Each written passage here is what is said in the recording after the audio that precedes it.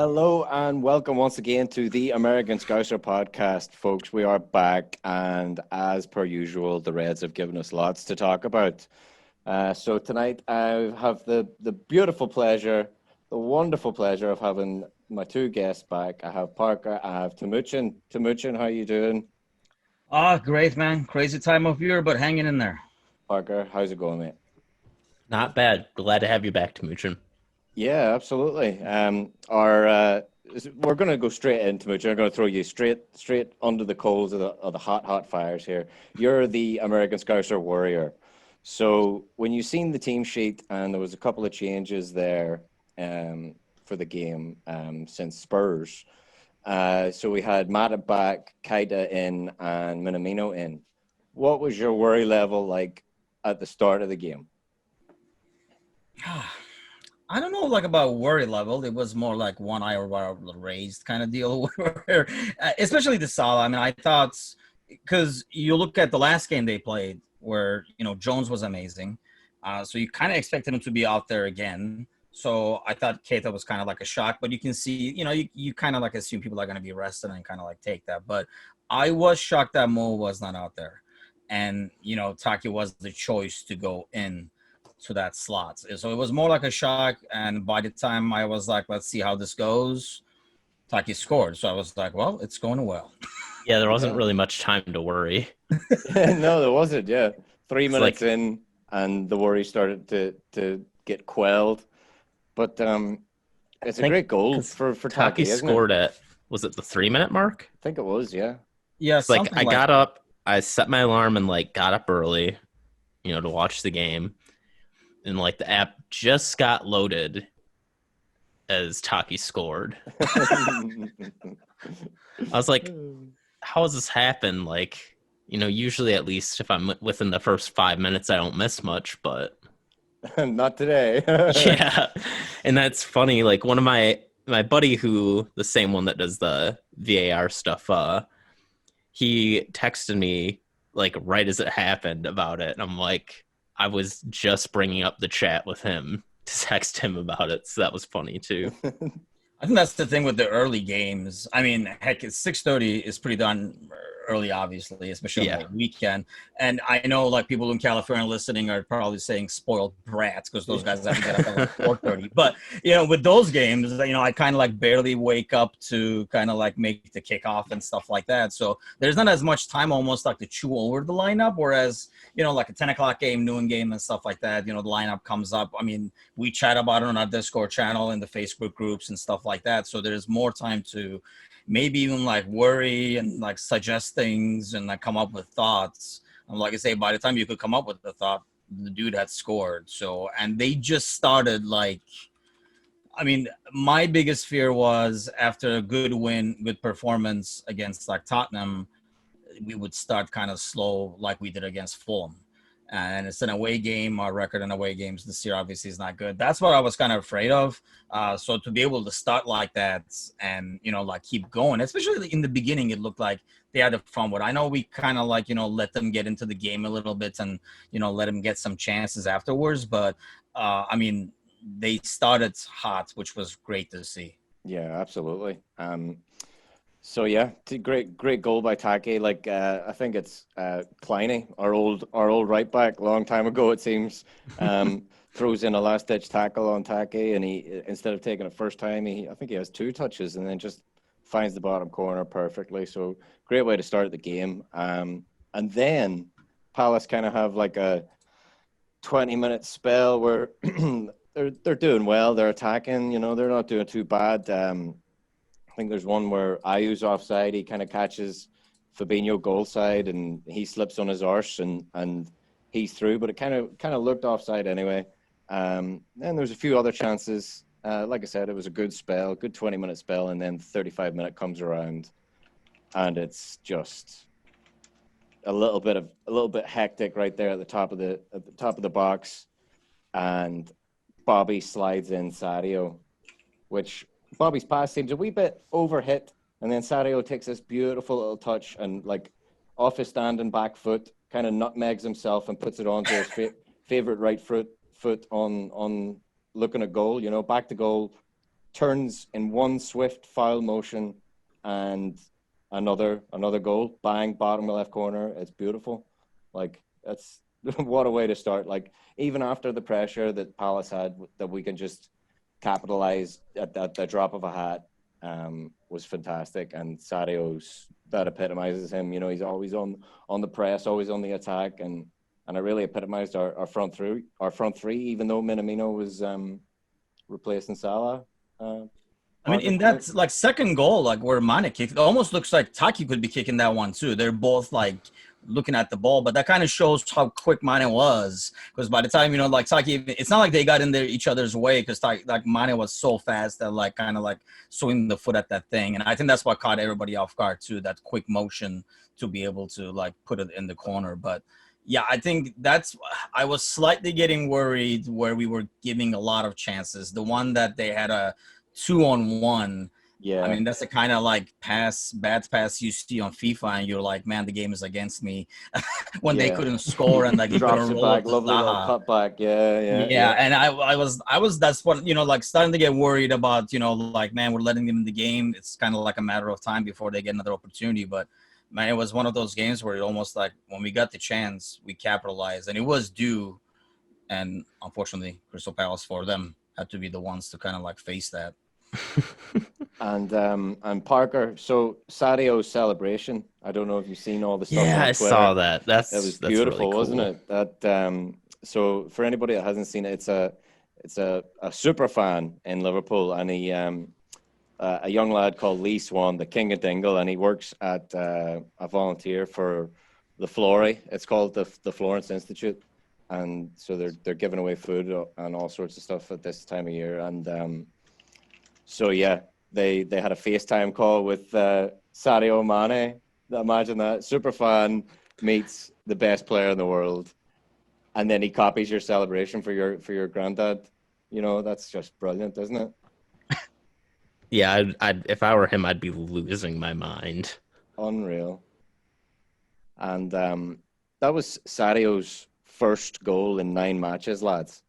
That's his longest LFC drought for goals, is 9 games. So, yeah, because we're just it talking. Feel like it, does it? I mean, no, it doesn't. I know they kept talking about it, but it just didn't feel like it because he has played well. It's not like, you know, and I don't remember him missing a lot of, you know, clear-cut chances, one-on-ones and stuff like that. Maybe that's why. But yeah, I mean, they kept talking about it 7 to 8 and stuff like that. But to me, it never felt like he was in a rut. You know what I mean? Like you weren't like, oh, come on, man, and stuff like that. Yeah, absolutely. Definitely not for want of trying. Like, you know, it just seems to be, we have the players that go through these spells, that go through selfish spells and go through utter just giving their passes on the line, their bodies on the line. It's just class. They're all out for each other, and epitomized a wee bit later, as we'll get on to, by Sadio Mane later on in the game.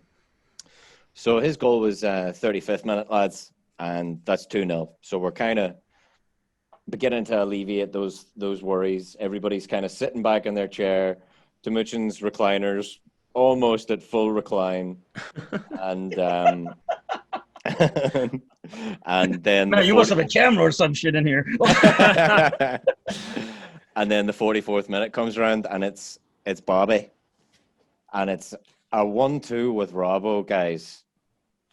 Probably the longest 1-2 there ever will be. Bobby on the halfway line starts it, and 2 lovely touches on the outside of his boot. Like he touched the ball with the outside of his boot twice before even getting near the box. Like, just unbelievable. And like Parker, like we were talking about last time in our last Bobby Love-In, we'll resume Bobby Love-In now. So that's not showboating for showboating's sake. No, that's not flair. That's just that Samba DNA that we were talking about. It honestly, it just, and again, this is probably outing me as not being very good at football personally, but like I said before, it just blows me away how on such a different level of athleticism these guys are. You could give me that pass 1,000 times in a row, and I wouldn't be able to have that perfect plush soft touch that Bobby had Yeah. going towards the box. Like I just, it blows me away that he's so perfect and precise with that. Just completely kills the momentum. It's just brilliant. Like he puts it on a plate, like and then does the typical Bobby thing, the small things that don't get talked about enough. He follows that pass. A lot of players would sit back and admire their own beauty, you know, but Bobby, no, head down, straight away, like like a bull. He chased that ball to Timucin, and he ran the guts of 40, 50 yards to get up there. But I'm gonna have a hot take right now, and let me see what your guys' reaction is. I think Robo actually underhits the cross. I actually think he's looking for Mane on the right wing, and then Mane on the right wing kind of spreads out and leaves all that room in the middle for Bobby. So it doesn't really matter. I'm not being critical of anything. I'm just thinking to myself, because there's a little clip I seen on Match of the Day where Robbo's like almost looking eye to eye with Mane. Looks like it anyway. But what do you think of that? Do you think he underhits it? I you know what, that's funny because when I watched the highlight, I like the main thing I noticed was Mane. Like Mane's movements to like he almost like goes slightly wide a little bit, and there's only one defender, and he's caught in between. And if you look at it, the moment the goal is scored, that dude from Crystal Palace turns around and basically yells at his teammates because nobody's tracking back. So he suddenly had two people instead of one, and that Mane's movement creates that wide open space.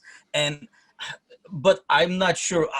I can see what you're saying though, like in terms of Robo, because honestly, I was pretty impressed with how Robo was able to get that ball in too, because you see him going with that ball, and that ball is bouncing all over the place, and that's the kind of like a hard ball to be able to, chip Yeah.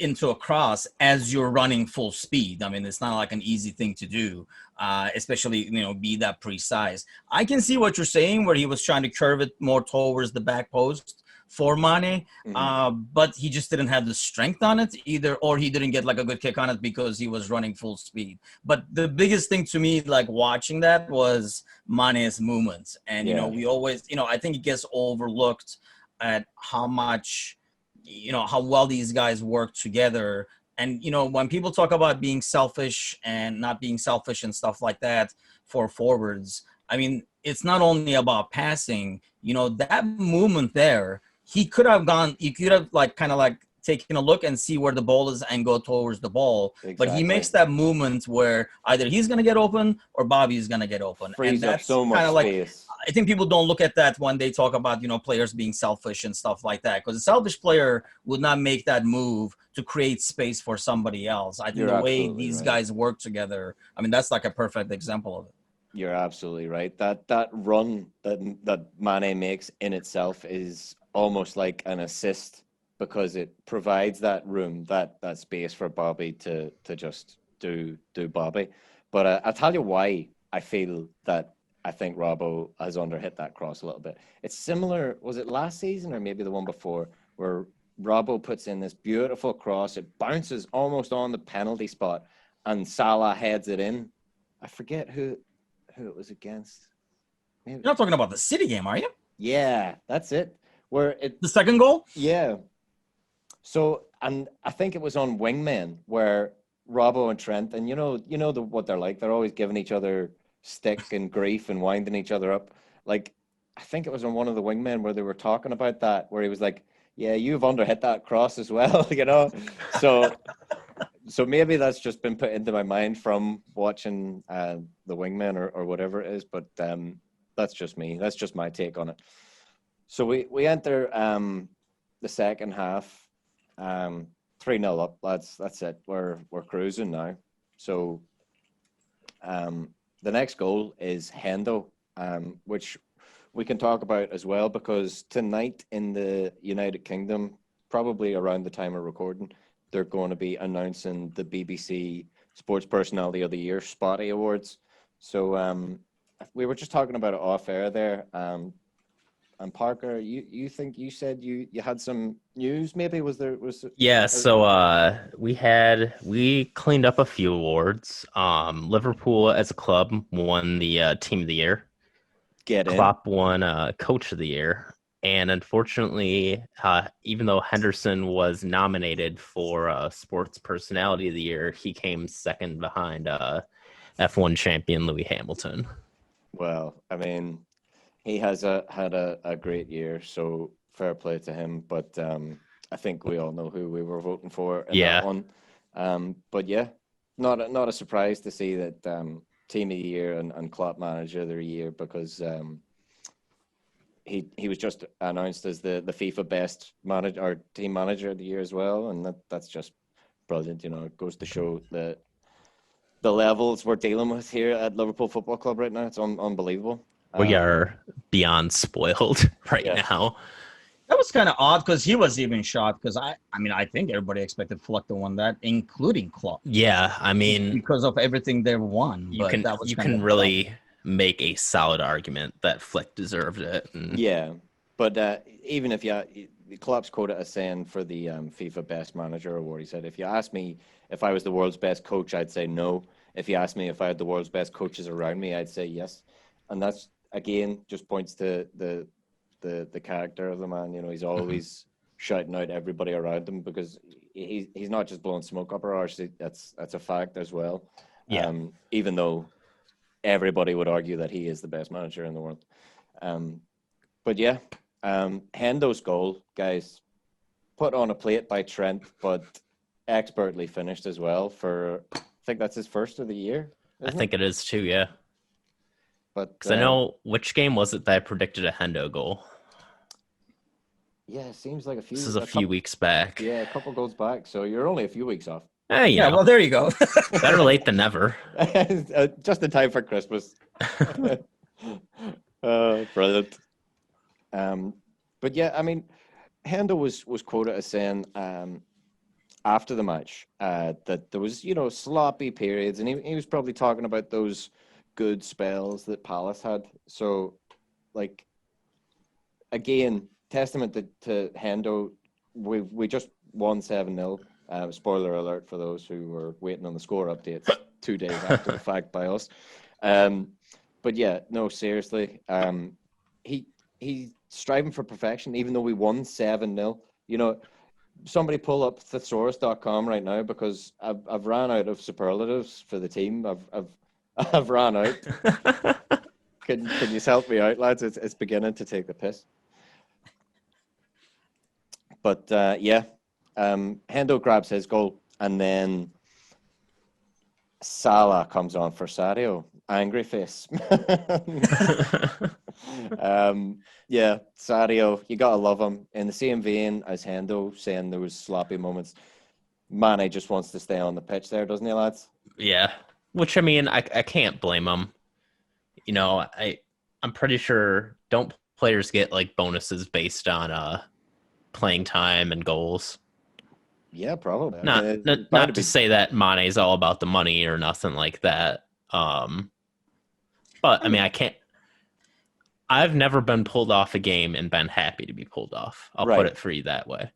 You know, I think that's just part of the competitive mindset. You know, no matter what way you look at it, whether you want to look at it from the purely financial numbers side or from the personality side, no one wants to be pulled off. Yeah. So I can't blame them.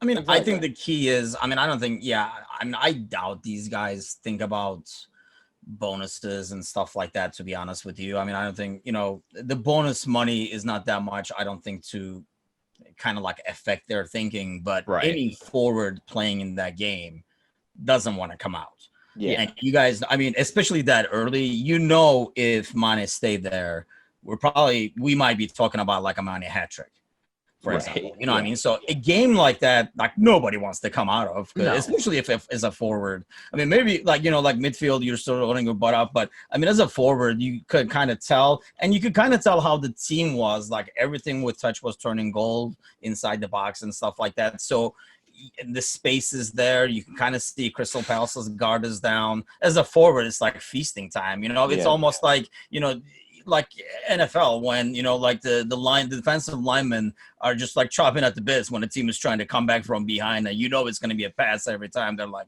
line them up, let me get some sacks. So it's kind of like the same concept. I mean, it's I can see him not wanting to come out. I don't know if it was part of the game plan. If the score is not that well, would Salah come in instead of Taki, as opposed to like resting Mane and like kind of like keeping Mane safe? And it was almost, you can kind of tell like Klopp is trying to keep almost like everybody happy, because I highly doubt we wanted to risk.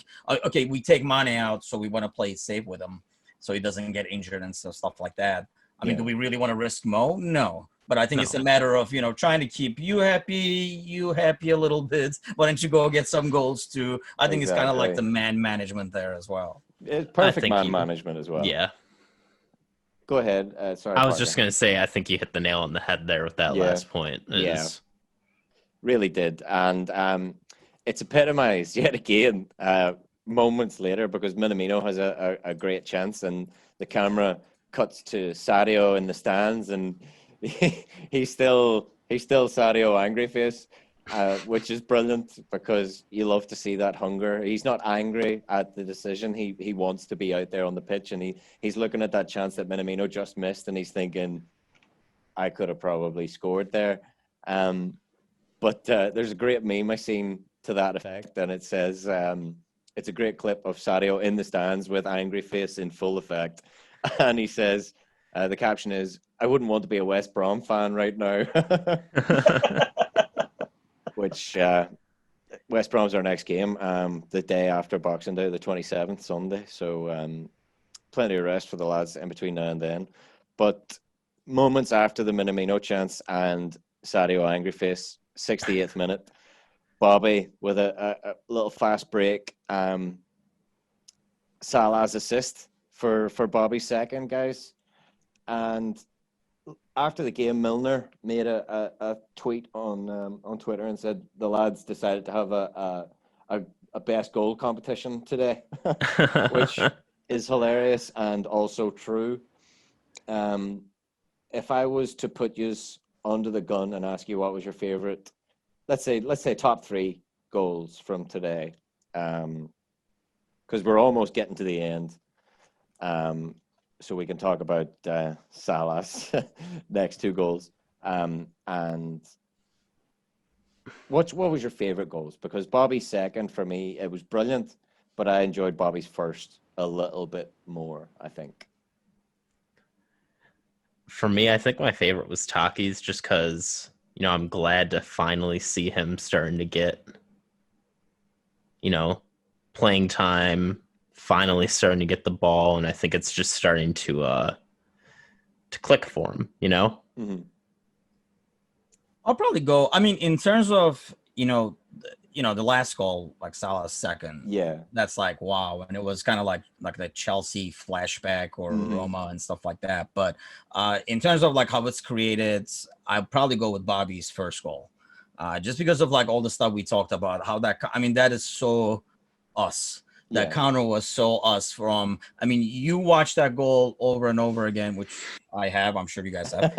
And you see like the moments we get that ball, great pass out to Robo, and you watch the entire team kind of sprinting forward. You can see Taki going full speed. You can see Bobby, Keita's pushing up. It's just like a full-on counter where Crystal Palace is still in shock. And that's why I think, after the goal is scored, we have like twice the number of people as they have in the box, who would have been able to, get a rebound or whatever the case might be. But yeah, just the way that's created, the way it's finished, not the fact that it's Bobby from the beginning and finishes it at the end. I'll probably go with that one. And not to take away anything from the second goal, because the second goal has its beautiful moments as well, because Minamino makes that run that kind of gives space to Bobby out left, and Mo's able to find him. It's a lovely finish. A beautiful goal nonetheless. But so after that goal, there's a great clip of Curtis Jones and Klopp on the bench, because Cujo is about to come on for Genie.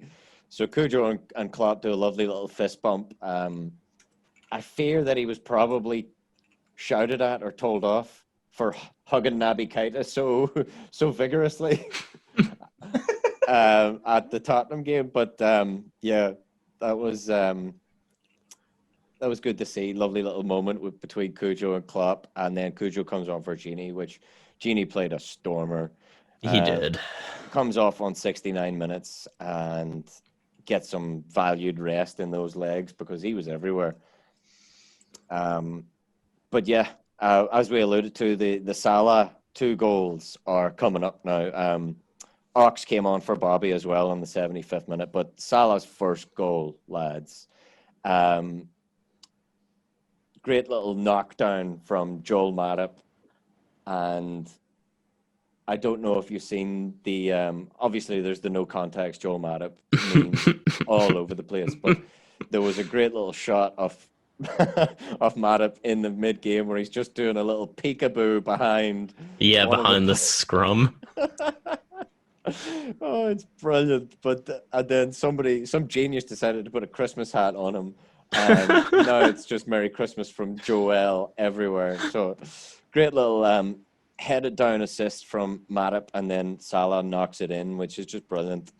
But the pièce de résistance, the last goal, lads. So who wants to lead us through it? Timucin, you talked a little bit about it. Parker, talk us through that last goal and that reminiscent of Chelsea. Did it bring back those memories for you too? I mean, I think a bit.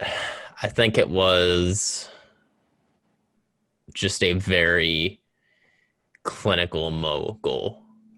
Yeah. I think that was, I don't want to call it peak Salah because I don't think that would be the proper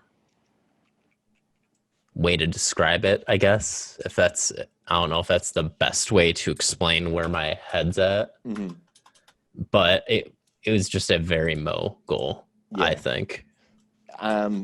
I read a few facts online about the goal itself. That's a league high for Salah in 2020. So he's got 23 goals. That's more than anybody else. The man's just on fire. Like, he's apparently got the highest contribution rate per game in the history of the English Premier League. So it's a 0.97 goals and assists per game. And that's the highest ever. Henry is 0.96, and that's just to give you a reference because nobody else is near, man. That's Henry was the highest. Now it's Salah with 0.97. No player has more league assists than Robo, I was reading as well, with 28. He's level with Kevin De Bruyne for since August 2018. That's another crazy stat.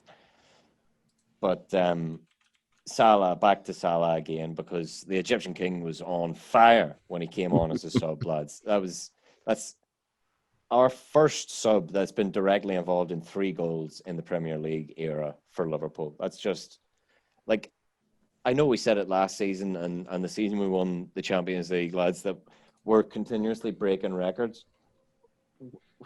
Are there any records left that we haven't broken? I mean, what the hell is going on? Like, it's every day I look in the news, there seems to be another record broken. Like, Timucin, I don't know where we stand with this, but I don't know. We keep finding them out as they happen too. They're like, oh, I guess we broke another one and stuff like that. So I'm sure there'll be more along the way. I mean, like Parker's saying, we're a little spoiled right now, and it kind of shows how spoiled we are when we get a draw and like a couple of games where we don't play our game and stuff like that. People are in shock. I mean, if you're a newer fan, I guess if this is all you've been used to, these kind of performances. And let's be honest. I mean, obviously we're like it's a ridiculous score, made it a very easy win, but there were some spots where it looked sloppy, like Hendo was saying in the first half.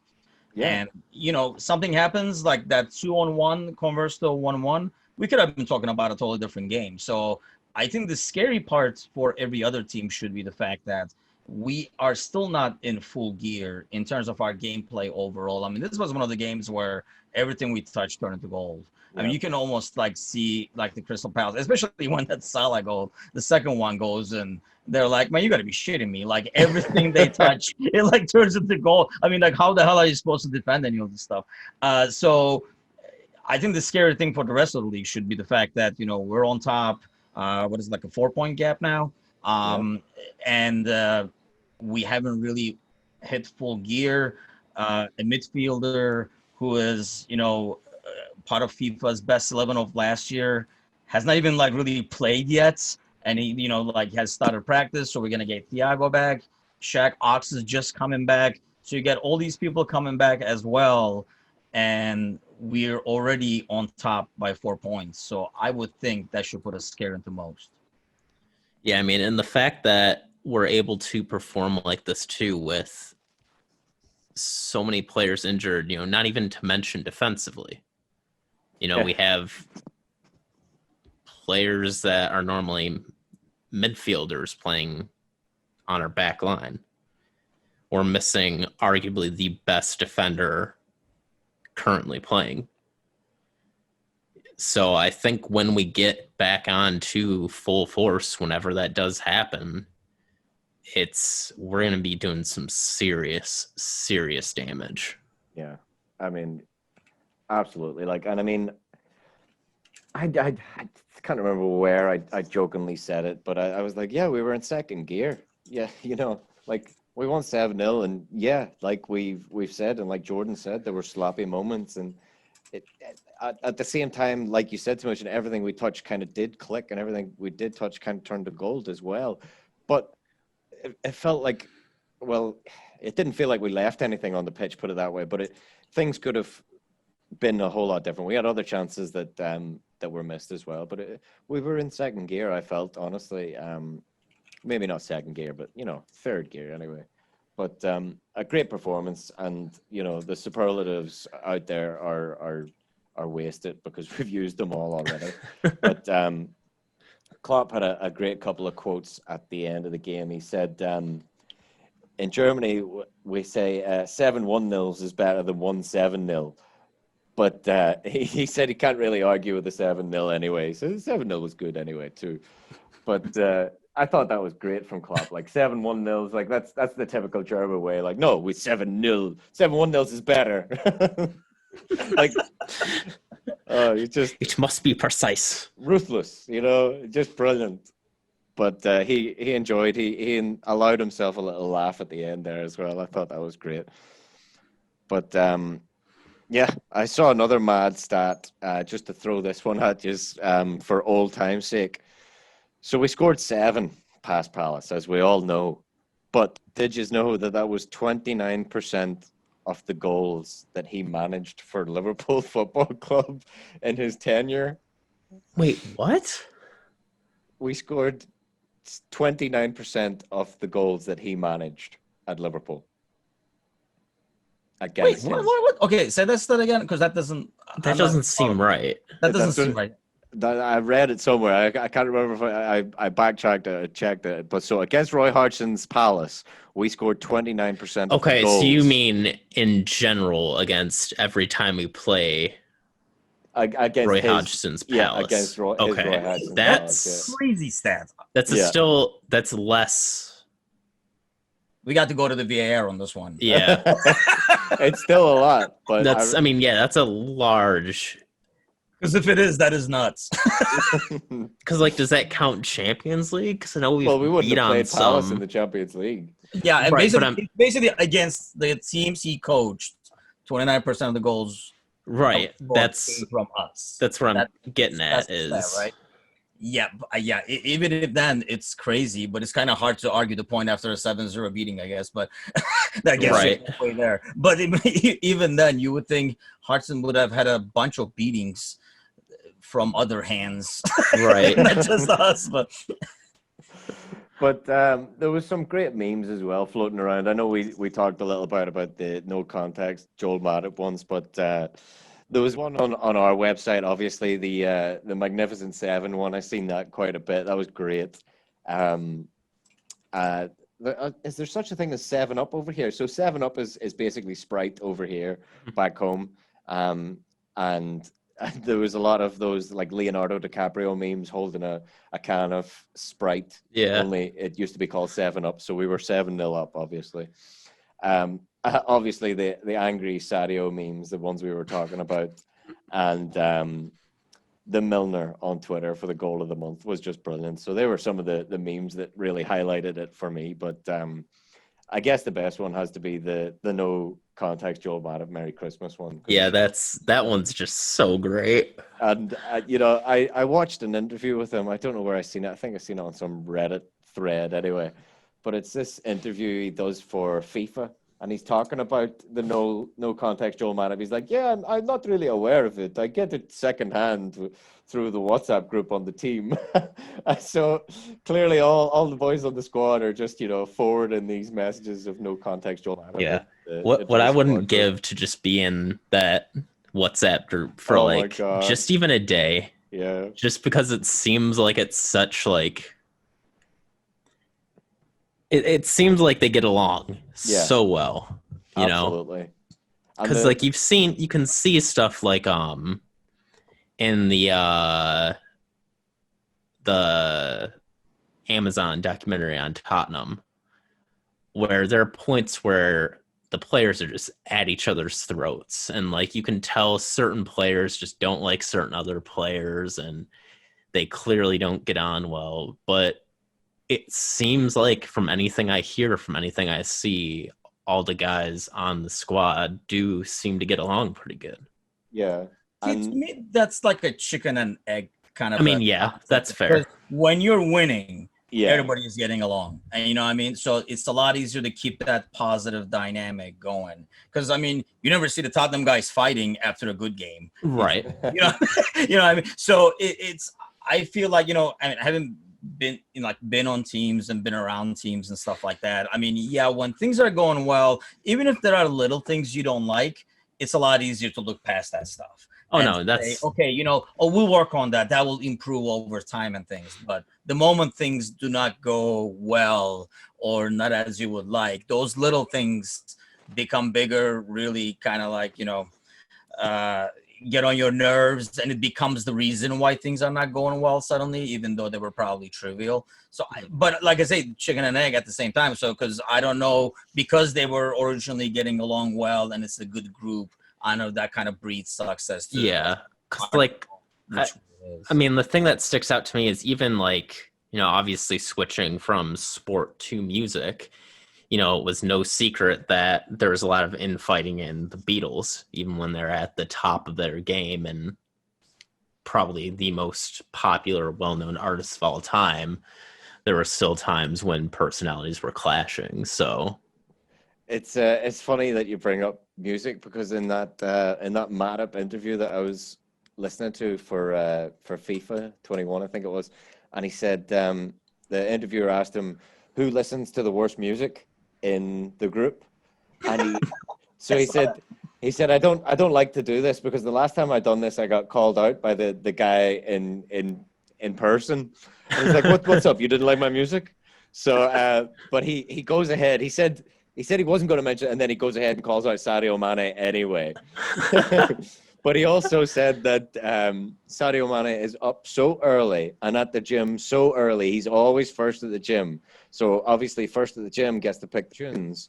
So there's no way of beating Sadio, because he's always first at the gym. So it's always his music. He says, I'm just getting fed up of his music, to be honest.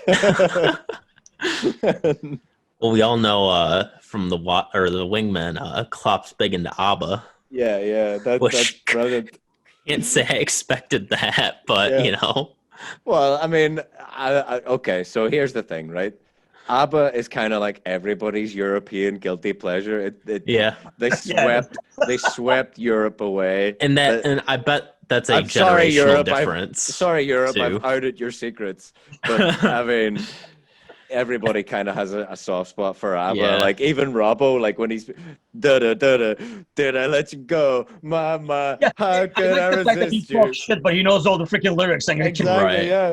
And I think again that's that generational difference. Yeah, big time. When he was doing that, Trent and I were just like, what? what's going on? I mean, I think I could name Besides Mamma Mia, Dancing Queen.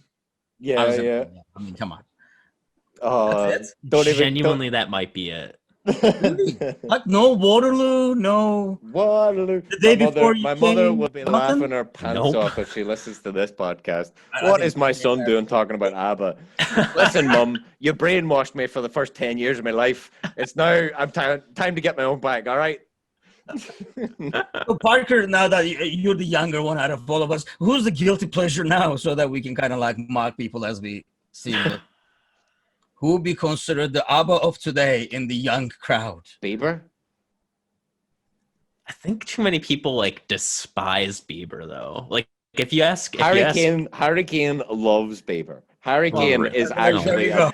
well, Harry if Kane I is have more reason to not like Bieber, there it is. Harry Kane is actually a believer, yeah. Maybe like Taylor Swift or something.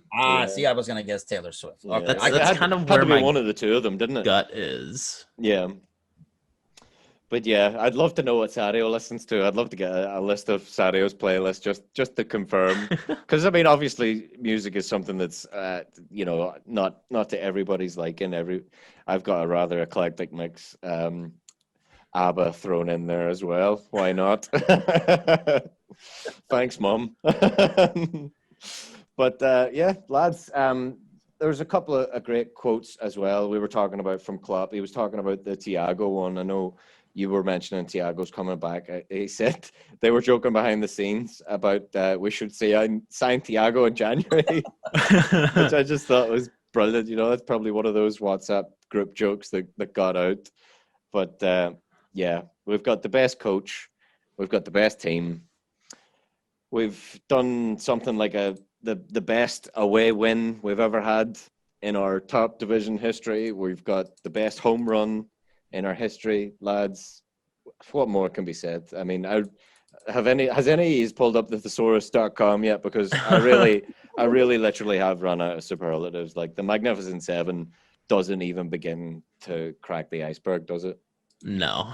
I mean, it was definitely a exceptional game by all accounts. You know, I think when I was listening back while editing the last podcast, you know, I think we are all pretty silently confident about the match. Yeah, I think that would be fair to say for me.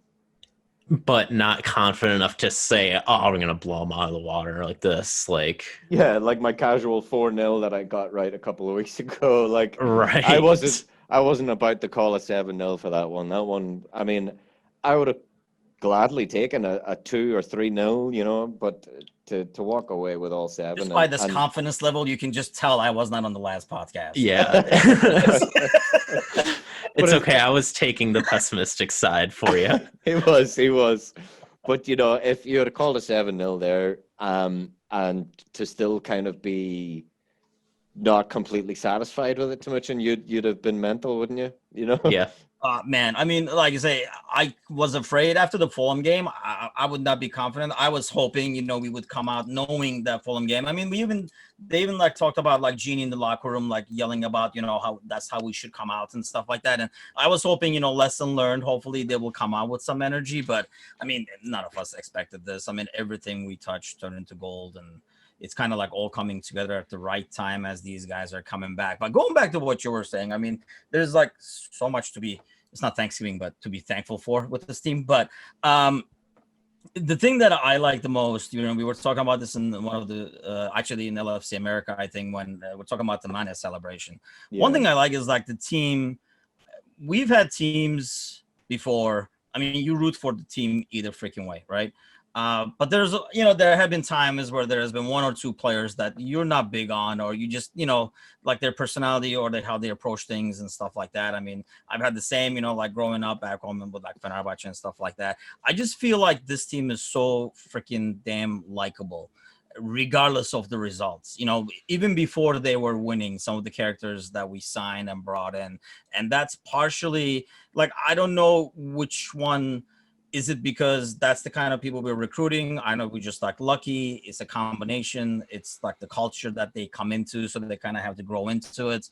I mean, part of it is the club, Yeah, but even a big part of it, I would say. Even within the club, we've had players in the past. Maybe we can do a podcast, like a list of people that you were like not totally sold on. You know what I mean? Like, whereas I look at this team, top to bottom, every like member of the squad, and it's like such a damn likable, positive team overall. And it's just like that's why I think, aside from all the records we're breaking and all the wins and the trophies and stuff, it's just like a great time to be a fan of this team, because I mean, there's so much to like and admire. Absolutely. And it's a great point you bring up, because it's so multifaceted that it's worthy of its own podcast. It's worthy of its own 1 hour talk. I think a great deal of it is Liverpool Football Club. I think the Scouse people themselves are an entity unto themselves. They're a phenomenon. They're they're off themselves. There's nothing quite like them. Like, I'm Irish, and the Irish are kind of viewed in a similar vein, but the Scouse are a total unknown entity to other nations. They're just, that's the type of them. They're made of stronger stuff, the salt of the earth, and it's brought into the light with these people as well. Like, even Marcus Rashford and the Northwest in general, like obviously Man United, but they do anything for everyone. And the initiatives that Andy Robertson and that are doing around the Merseyside area are brilliant. The togetherness, I'd say when you go through such a horrific time like Liverpool have been through really through the mud for generations, it builds that character that it's hard to put a finger on. It's not that English stiff upper lip bullshit. It's different than that. It's like, those people are made of granite. They're cut from rock. They're brilliant people. Salt of the earth doesn't cover it. And they're just, the recruitment is part of that as well, because they're obviously recruiting the right people with the right mentality. Because it's quite easy to see the different side of that coin. The people with the bad mentality in football, you can spot them like a mile away. Like, like your Paul Pogba's, like your players that you wouldn't imagine dying for the club, wouldn't imagine, going to war with your fellow man, whatever. Right. Well, not only that too, it's about keeping that culture there. Yeah. I've to put it in a more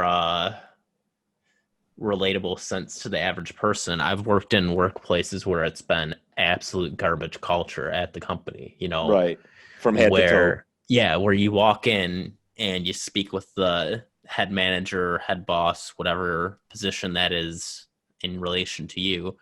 They have a crap attitude. They have a, I'm in this for me kind of thing that trickles down.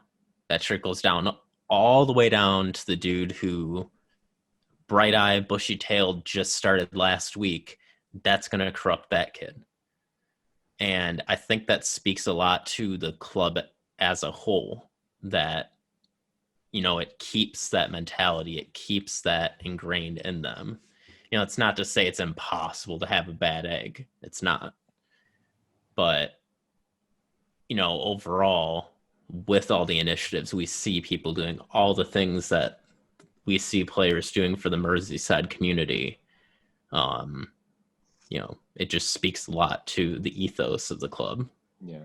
But I think in terms of like having a bad, you are going to have a bad egg here and there. Mm-hmm. It's a matter of like, do you sort that out and remove it? Well, I think, let's go to Pogba, for example. Man, once again, any podcast I'm on, you guys know I'm going to drill the whole thing. So, let's go to Pogba again. Yeah. Like, if Pogba comes to, let's say, Liverpool, and God forbid, but yeah, financial, blah, blah, blah, is it the same dude? No, not at all. Totally different. I think, well, or do we get rid of him because he doesn't fit? Because he stays the same dude. Obviously, it's kind of impossible to predict, but what I mean.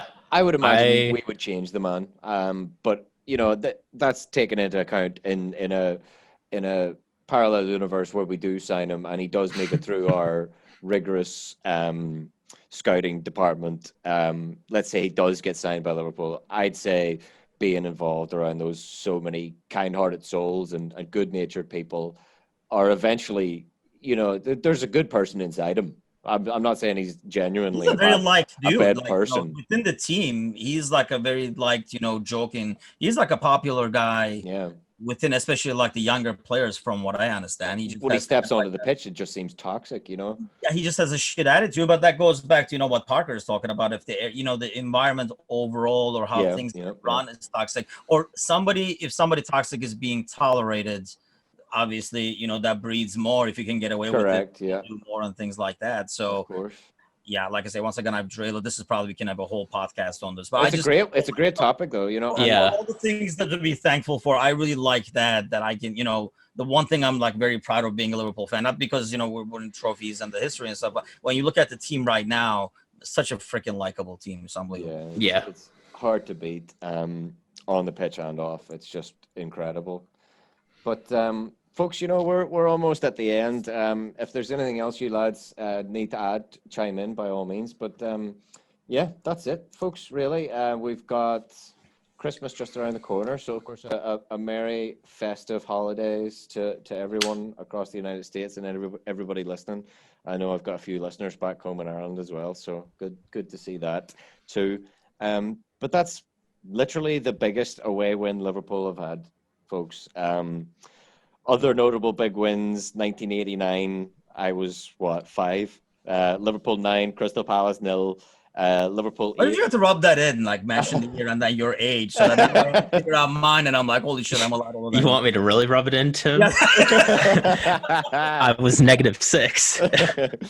It's just one of those games, especially with Palace, the team that we beat. The 9-0 is something that I always remember older Reds than me bringing up and just being sort of that like goal marker. Like I'll always remember that. But there you go. Even further back, you go 1902. We beat Stoke City 7-0, and we beat Grimsby Town 9-2. 1928, we beat Burnley 8-0.